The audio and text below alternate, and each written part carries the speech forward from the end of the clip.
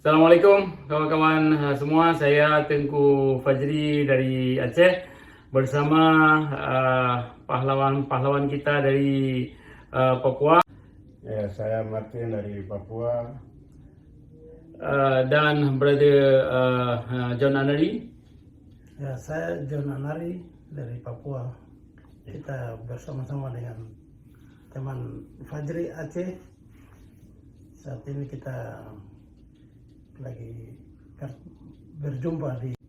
Oke, terima kasih brother John. Pertama-tama sekali terima kasih ke Bung Martin dan brother John yang telah datang ke tempat saya tinggal di sini di Texas untuk mengunjungi saya dan bersilaturahmi di sini. Jadi saya mau tanya sekarang sedikit tentang perkembangan Papua.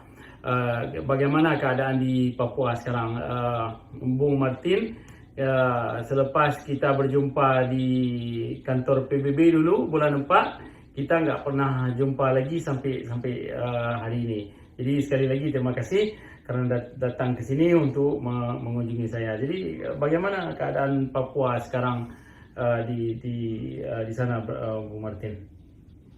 Kalau yang saya lihat itu keadaan di Papua sangat tinggi eskalasi kekerasan negara, karena bagaimanapun itu karena kejahatan, bagian dari kejahatan kolonialisme yang terus dilakukan agar bagaimana supaya orang-orang di daerah khusus seperti di Papua itu bisa punah, bisa marginal.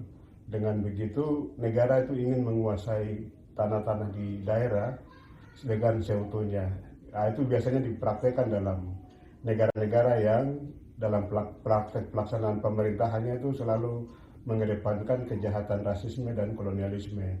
Nah, di Papua sendiri itu sampai sekarang memang masyarakat ada yang mengungsi karena kekerasan negara yang tinggi, kemudian kerusakan lingkungan dan segala macam.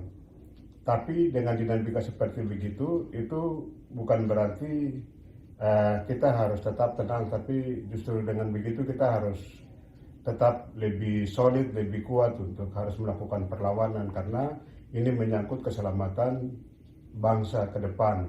Begitu juga bangsa Aceh, Kalimantan, dan semua daerah-daerah itu harus bersatu, bangkit dan melawan supaya daerah-daerah ini kemudian tidak menjadi hancur, punah, dan kehilangan masa depan dan generasi mereka. Demikian. Oke, terima kasih Bung Martin. Jadi saya mau tanya sama Brother John Anari, selepas kita jumpa beberapa bulan lepas di Atlanta, Brother John kasih tahu sama saya bahwa Papua sudah mendapat rekomendasi daripada PBB, betul? Ya. Jadi sekarang apa langkah selanjutnya, bagaimana diplomasi yang telah kita buat untuk Papua di sini di luar negeri sekarang? Ya baik, terima kasih. Kerja keras di PBB butuh waktu yang lama sampai rekomendasi ini bisa keluar. Dan dari sejak saya ikut sidang di PBB ini mulai dari tahun 2015,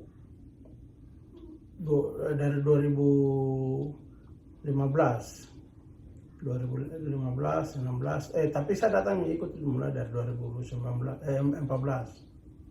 Cuma belum bicara di dalam, nanti 2015 baru mulai. 2015, 2016, 17, 18, 19, 20, 21, 22, 23 sampai 2024 baru rekomendasi keluar. Dan itu pun juga karena saya pertama itu karena belum tahu caranya bagaimana untuk bisa bicara meyakinkan orang di dalam markas PBB ini. Nah, karena di sini kalau kita di PBB ini kalau kita bicara tidak pakai dasar hukum sulit. Kalau kita bicara masalah pelanggaran HAM, masalah otonomi lah, masalah ini sulit. PBB ini mereka tidak kasih keluar rekomendasi juga. Nah, tapi kalau kita ungkit masalah hukum yang PBB buat, terus PBB langgar sendiri, pasti mereka lihat dan kita lampirkan yang bukti-buktinya. Mereka lihat pasti. Apalagi bukti-bukti hukum yang mereka keluarkan sendiri, terus mereka tidak jalankan, ya apapun alasannya kebenaran pasti menang. Jadi Indonesia berapa kali berjuang untuk menggagalkan itu di PBB sini. Bahkan sampai kita bertiga sendiri, ketua pimpinan SIREN datang cerita di kita, Indonesia 3 kali maju ke depan untuk halangi mereka untuk jangan saya dikasih kesempatan untuk bicara di situ. Tapi ketua forum permanennya tidak bisa ini karena mereka tidak tahu kalau yang ketua depan saya teman juga sudah lama karena saya sering ribut di situ, jadi mereka kenal. Jadi untuk Indonesia memblokir saya itu tidak bisa. Nah, mungkin yang lalu-lalu dulu-dulu ya mereka sukses.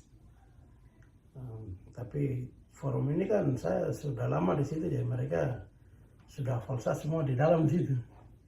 Jadi kalau sampai saya tidak dikasih kesempatan ya saya bisa mengamuk di situ. Dan saya punya bukti-bukti hukumnya yang PBB keluarkan di tahun-tahun dulu. Tapi PBB tidak jalankan hanya karena kepentingan tambang Freeport yang bikin hancur dengan ketakutan Amerika atas komunis di Indonesia.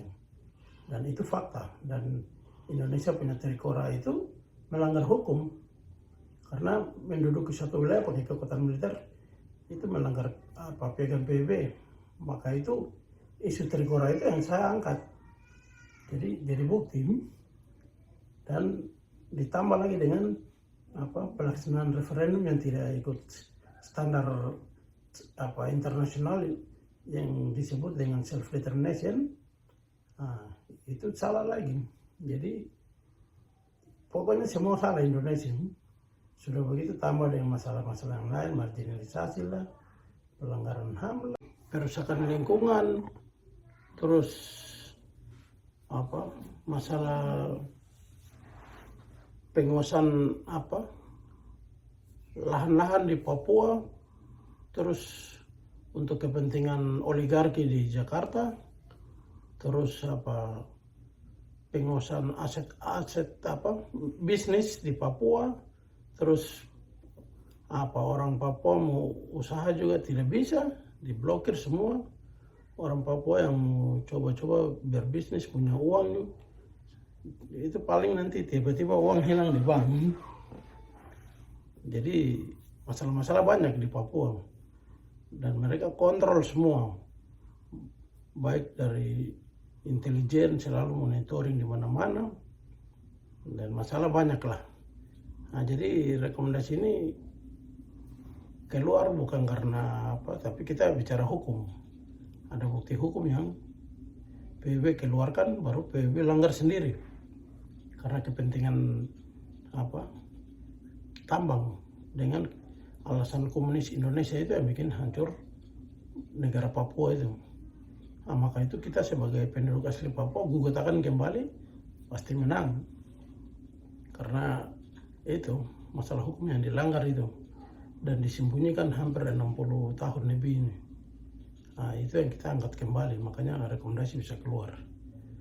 Di rekomendasi itu dari PBB juga kan saling kerja, saling berhubungan. Jadi apa yang PBB di New York keluarkan rekomendasi ke Jenewa harus kerja. Demikian sebaliknya apa yang di PBB di Jenewa keluarkan ke New York harus kerja, maupun yang ada di Nairobi di Afrika. Jadi PBB ini kan kerja berhubungan.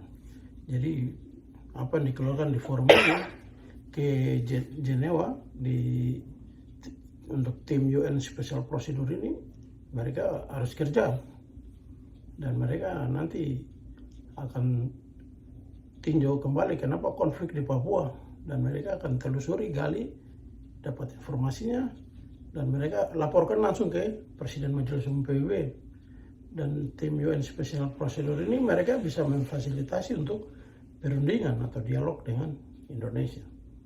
Dengan mereka bisa memfasilitasi konflik di muka bumi ini, mereka bisa jadi fasilitator. Jadi kita konflik dengan Indonesia, mereka bisa jadi fasilitator. Bukan kayak Aceh, fasilitatornya dari Finlandia, tipe orang Aceh, bikin perundingan Helsinki, langsung kaget begini, ternyata yang pergi tanda tangan Helsinki kan orang-orang Indonesia yang dikirim ke luar negeri, pura-pura menyamar jadi pejuang GAM, padahal tunggu Hasan Tiro sudah tidak kuat, lemah, baru mereka bikin perundingan dan udah. Orang-orang ini yang ikut, itu yang sekarang mereka mau terapkan di Papua lagi. Ada orang Papua juga yang ditugaskan di luar negeri, pura-pura untuk jadi pejuang Papua. Nanti mereka ini yang dipakai untuk buat perundingan, mereka ini yang disodorkan ke seakan-akan jadi pemimpin, rakyat percaya mereka, padahal ujung-ujungnya nanti jatuh kayak Helsinki. Nah, jadi itu pengalaman Aceh tidak boleh sampai terulang di Papua. Dan maka itu kita harus berjuang hukum, bukan perjuangkan masalah HAM dengan hutan di Papua. Masalah HAM itu urusan dalam negeri Indonesia. Nah, tapi kalau masalah hukum yang dilanggar, apalagi hukum yang PBB buat sendiri baru PBB langgar, nah itu yang kita harus fokus di situ. Kalau bicara HAM ya tidak bisa. Nah, jadi rekomendasi ini baru salah satu langkah yang kita tempuh lewat jalur indigenous people, dan masih ada jalur-jalur lain yang di PBB yang kita bisa tempuh, seperti kita cari negara sponsor untuk angkat masalah operasi militer itu Indonesia Trikora itu kita gugat ke Mahkamah PBB. Kenapa Indonesia harus invasi militer? Itu melanggar hukum, merebut suatu wilayah pakai kekuatan militer. Dan kita cari negara sponsor ini untuk sponsor kita, gugat itu referendum di Papua tahun 69 itu, yang dimana 625 orang yang memilih berintegrasi ke Indonesia, dan di 625 itu orang Indonesia sendiri memilih join ke Indonesia. Mereka itu kan tidak punya hak. Baru orang Papua yang ikut dalam referendum cuma 400 dibatasi. 800.000 kan tidak, itu salah. Jadi negara sponsor yang kita harus lobby, dan kita perlu meyakinkan negara-negara itu. Nah, jadi kita tugas langkah berikut ya cari negara sponsor, dan nanti negara sponsor itu akan bawa kita lagi masuk untuk sampai ke sidang umum dan masuk ke yang lain-lain lagi lah di badan PBB yang saya tidak bisa sebutkan karena itu strategi nanti. Jadi kalau nggak ada sponsor kita nggak bisa ke mahkamah Tidak PBB. bisa. Apa Bung Martin rasa langkah-langkah selanjutnya yang kita harus ambil daripada bangsa Papua dan bangsa Aceh untuk mempercepat kita ambil negara kita dari penjajahan Indonesia? Iya, ini pesan saya untuk tidak hanya orang Aceh atau orang Papua, tapi juga mungkin untuk Kalimantan, atau misalnya NTT atau daerah-daerah macam Ambon dan segala macam. Kalau semua daerah ini tidak bangkit bersatu untuk melawan penindasan atau melawan kolonialisme Indonesia, itu daerah-daerah ini akan hancur. Karena Indonesia ini dia memakai dua sistem sekaligus itu misalnya kejahatan kapitalis yang kita tahu, tapi juga dia pakai kejahatan kolonialisme yang dia sedang lakukan. Nah, itu bisa kita lihat dengan bagaimana upaya untuk merampas tanah-tanah adat dengan sistematis dan segala macam. Belum lagi misalnya pendekatan-pendekatan personal dan segala macam dengan penekanan kekuatan militer atau misalnya operasi intelijen dan segala macam. Sebenarnya ini kan kejahatan yang besar sekali. Tapi karena negara sekali lagi mereka menguasai sistem, mereka menguasai media dan segala macam, itu kemudian negara berusaha untuk memperkecil seakan-akan itu penindasan yang dialami oleh bangsa-bangsa yang sedang mengalami penjajahan, itu dianggap itu sesuatu yang normal dan wajar-wajar saja. Padahal ini ancaman serius tentang masa depan kehidupan daripada sebuah bangsa. Misalnya Kalimantan hari ini. Kalimantan hari ini kan negara paksa untuk bentuk IKN, itu sebenarnya itu padahal itu ada kejahatan perampasan tanah adat. Masyarakat Kalimantan ini dia akan mengalami marginalisasi, dia akan mengalami pemusnahan begitu. Nah, belakangan ini kan kalau kita lihat itu yang lebih tensi kekerasan sangat tinggi itu di Papua. Kenapa di Papua yang negara lakukan begitu berulang-ulang? Karena Papua itu dari latar belakang misalnya dari latar belakang kultur yang berbeda dan segala macam, jadi negara ini sangat takut. Belum lagi misalnya mereka melihat potensi-potensi daerah yang harus diselamatkan hanya dalam kepentingan menyelamatkan kepentingan kaum oligarki atau kaum elit-elit tertentu di Jakarta misalnya. Ini sebenarnya kejahatan. Belum lagi misalnya kalau kita lihat itu Papua ini kan dipaksakan bergabung dengan Indonesia. Atau misalnya daerah-daerah lain itu juga sebenarnya tuh di zaman dulu itu mereka mengalami penipuan besar oleh pendiri-pendiri negara. Misalnya di Aceh misalnya, dulu itu dilakukan kesepakatan bahwa begitu Indonesia ini menjadi sebuah negara, maka daerah-daerah bangsa-bangsa yang menyatakan diri untuk harus lepas dari kolonialisme itu akan diberikan ruang yang sangat besar kepada mereka. Tapi faktanya itu justru bergeser dengan kekuatan militer dan kemudian itu bergeser dengan upaya-upaya tersistem. Misalnya semua itu terpusat di Jawa misalnya, atau kekuatan militer itu menekan kemungkinan perlawanan yang nanti bangkit dari daerah. Itu semua hanya dalam rangka bagaimana supaya sistem itu terkontrol oleh satu suku. Terus yang kedua itu bagaimana itu dominasi satu suku itu kemudian menguasai semua daerah. Nah ini yang sedang terus dilakukan. Nah sekarang itu daerah-daerah semua ini harus bersatu dan menyatakan perlawanan terhadap kolonialisme Indonesia. Hanya dengan itu baru daerah-daerah ini bisa merdeka. Tanpa itu tidak bisa. Jadi harus ada kekuatan bersama. Kemudian yang berikut itu kalau kita merujuk kepada misalnya Konstitusi Indonesia, itu dulu Indonesia ini kan mereka menyatakan diri bersama-sama itu karena kesepakatan. Karena mereka sepakat mereka mau bersama-sama, jadi mereka juga bisa bersepakat untuk mereka mau pisah. Dan itu sebenarnya itu konstitusional, tidak melanggar hukum. Jadi kalau daerah-daerah menyatakan diri, kami tidak mau itu dijajah oleh suatu bangsa, kami tidak mau itu dikuasai oleh satu bangsa, kami tidak mau itu tanah leluhur kami itu dirampas oleh satu bangsa dengan sistem dan kekuatan militer, maka kami daerah-daerah itu ingin bebas atau ingin pisah dari kolonialisme Indonesia. Itu secara konstitusi, itu sebenarnya sah. Pertanyaannya kan begini, kalau semua sepakat untuk membentuk satu komunitas itu sah, kenapa semua sepakat untuk berpisah itu tidak sah? Kan sama-sama sah ini.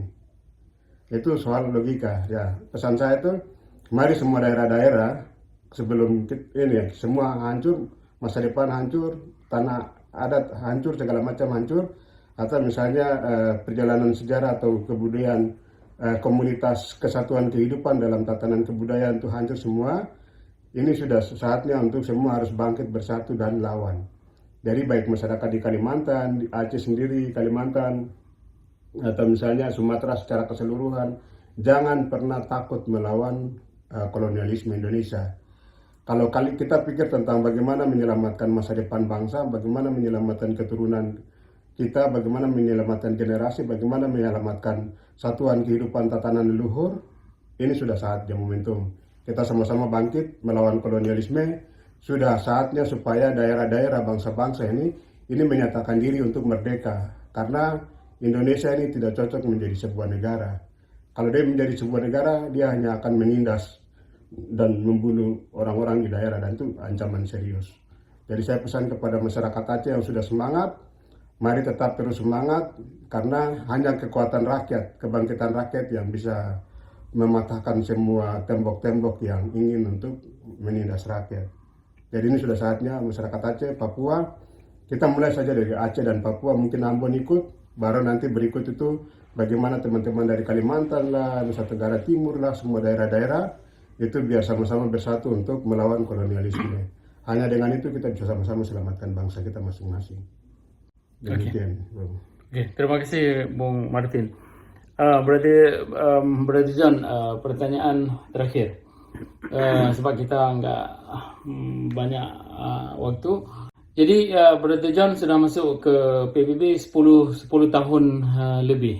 Jumpa orang-orang delegasi dari negara-negara lain.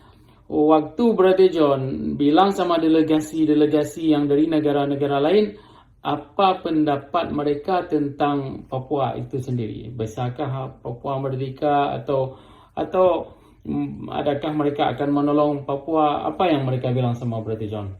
Ya rata-rata banyak yang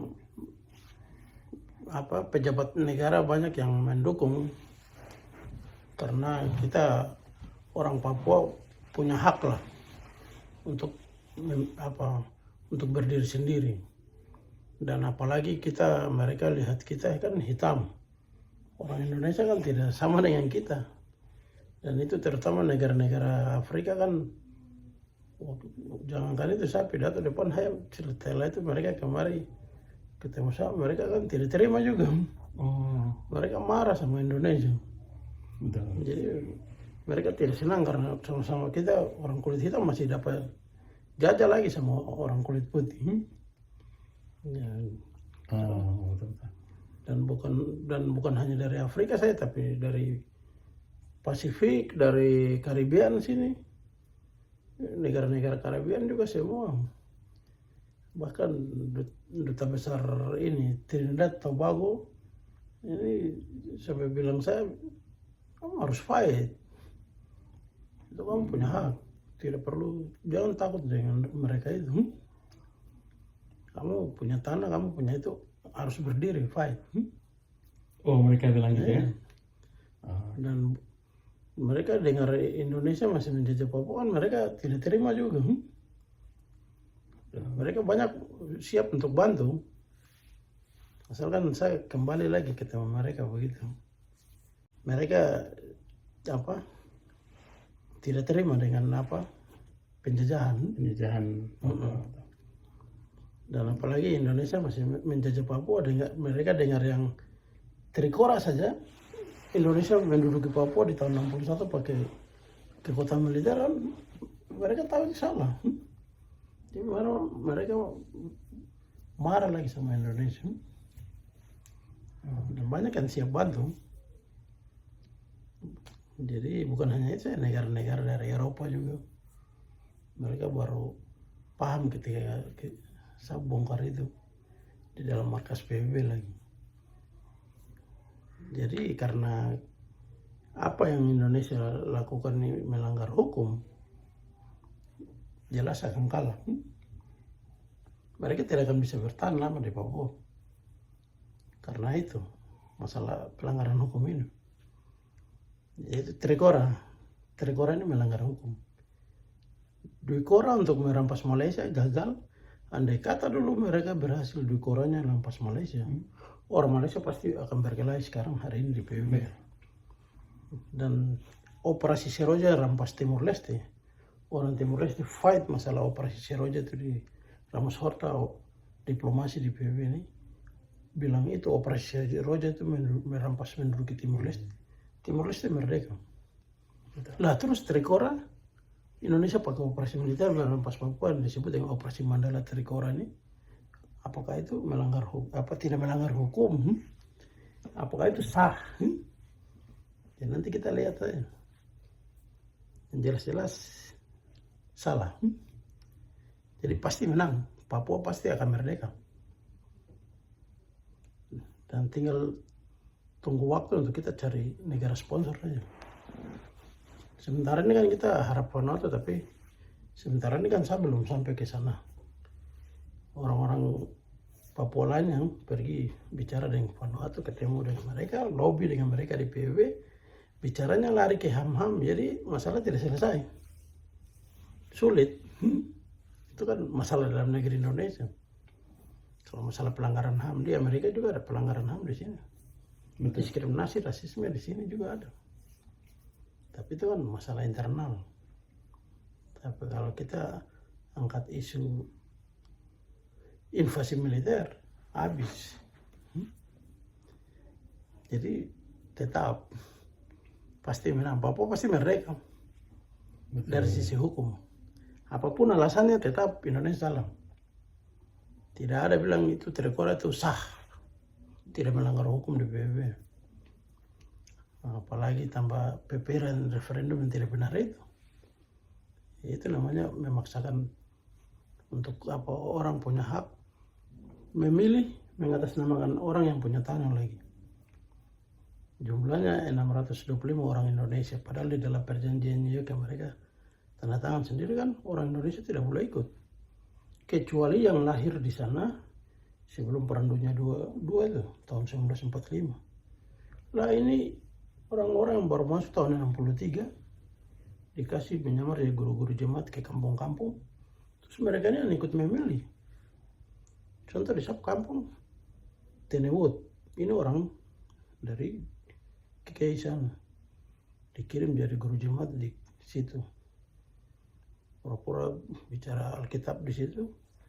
Terus udah pas mau referendum tahun 69, dia ini yang dipilih pergi ikut di sana sama-sama dengan saya punya om. Tapi saya om ini gigi sakit, cuma gigit sakit saja langsung alasan dia tinggal. Tenewut yang pergi mewakili satu kampung, satu distrik, satu kecamatan itu. Dia yang pergi ikut memilih, ikut dalam referendum itu. Dia orang Indonesia, tidak punya hak di saya punya kampung, malah memilih ini. Indonesia memang dia jahat sekali. Ya, jadi ya begitulah. Jadi tetap kalah. Tunggu waktu saja. Betul. Sampai saya bisa move di New York habis. Betul. Sebab kita buat ini semua mengikuti hukum-hukum internasional, bukan seperti Indonesia. Ya, oke. Jadi begitu, harus kita bicara hukum. Ya. Pesan terakhir untuk orang-orang Aceh dan juga kawan-kawan di Papua sendiri. Pesan terakhir saya itu semangat masyarakat Aceh untuk berjuang supaya merdeka dari kolonialisme Indonesia itu sebenarnya itu kekuatan besar. Jadi jangan kemudian kita ini terlena atau tertipu dengan janji-janji atau kata-kata manis dari kolonialisme, karena kolonialisme itu hanya takut ketika misalnya rakyat Aceh itu bangkit dan melawan, atau semua daerah-daerah itu bangkit dan melawan. Karena kalau semua daerah itu bangkit dan melawan, itu awal dari kehancuran kolonialisme Indonesia. Sehingga apa yang sudah menjadi semangat bangsa Aceh hari ini itu harus tetap dipertahankan, kalau bisa perlawanannya itu yang harus diperbesar. Karena dengan kita misalnya bangsa Aceh melakukan perlawanan, bangsa Papua melakukan perlawanan, itu juga akan berpengaruh kepada bangsa-bangsa lain yang sebenarnya mereka juga ingin lawan, tapi mereka di posisi yang lemah.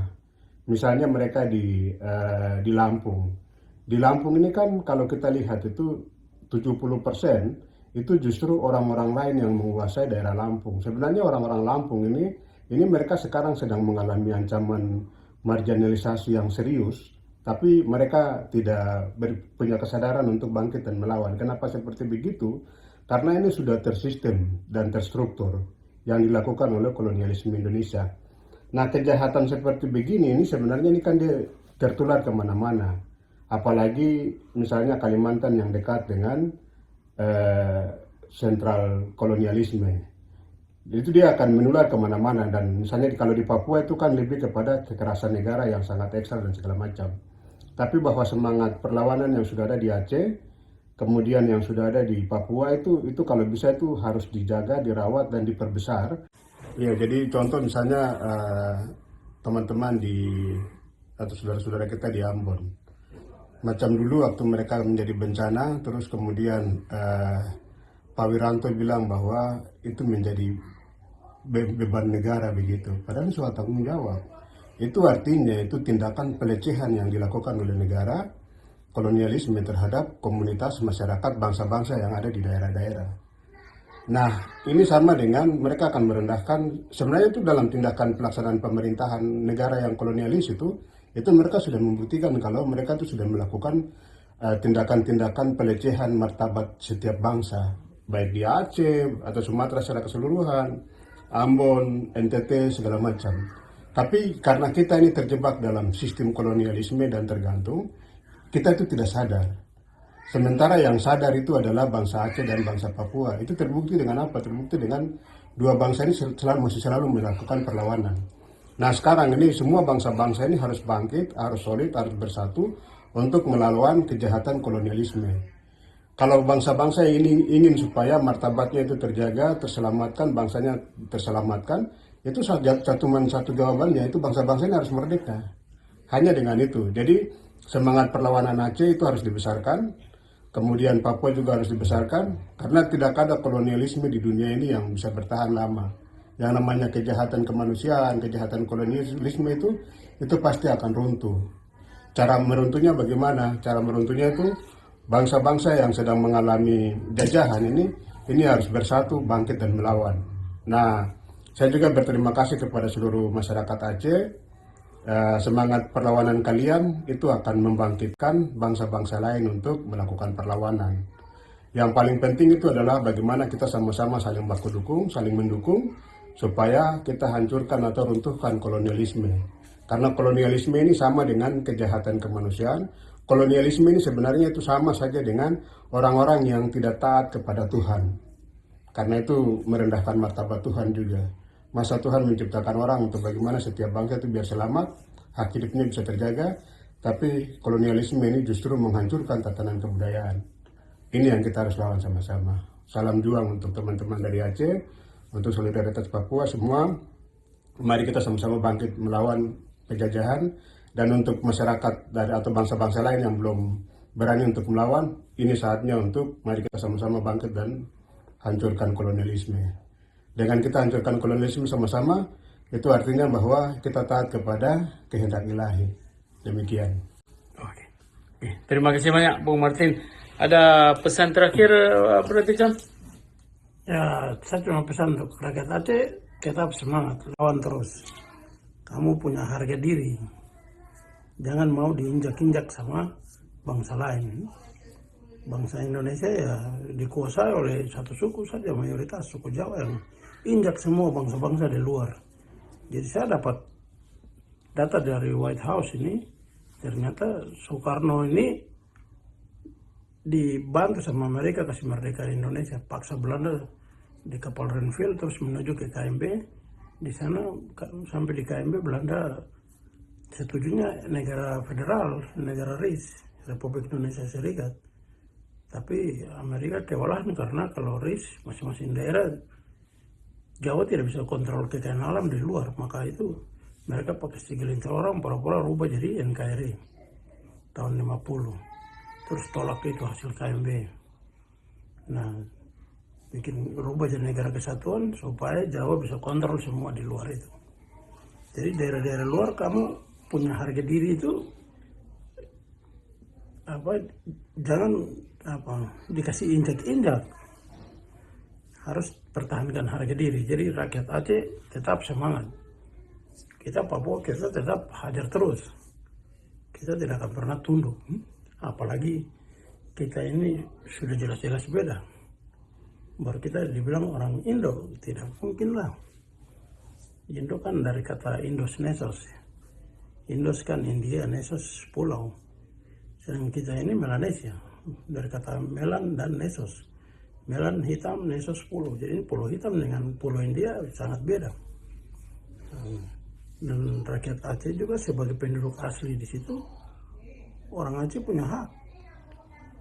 Jawa pegang kalian, kasih kamu punya gas LNG Arun Aceh, untuk Amerika punya Exxon Mobil, sekarang over ke Cina, ke Petrocina yang pegang. Terus kalian rakyat Aceh dapat apa dari LNG di situ? Tidak dapat apa-apa. Padahal itu blok minyak antara selat itu Aceh, antara Sumatera dengan Malaysia itu. Oh, dengan Malaysia. Itu di bawah dasar laut itu kan minyak dari gunung-gunung kumpul ke bawah laut itu, makanya mereka bor di situ, cadangan besar di situ. Makanya orang Aceh harus tahu itu. Kalian kalau tidak ini ya kalian dikasih borok semua di situ nanti. Jadi harus berdiri, harus lawan. Jangan takut. Kalian punya hak. Sebagai penduduk asli yang punya tanah di Aceh. Maju terus.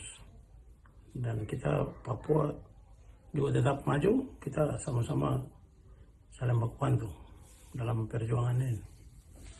Jadi tetap semangat, tetap merdeka. Merdeka. Jadi ayo sama-sama kita berjuang untuk mengambil hak kita yang telah diambil oleh penjajah. Jadi sekali lagi terima kasih. Merdeka. Merdeka. Merdeka. Oke. Terima kasih.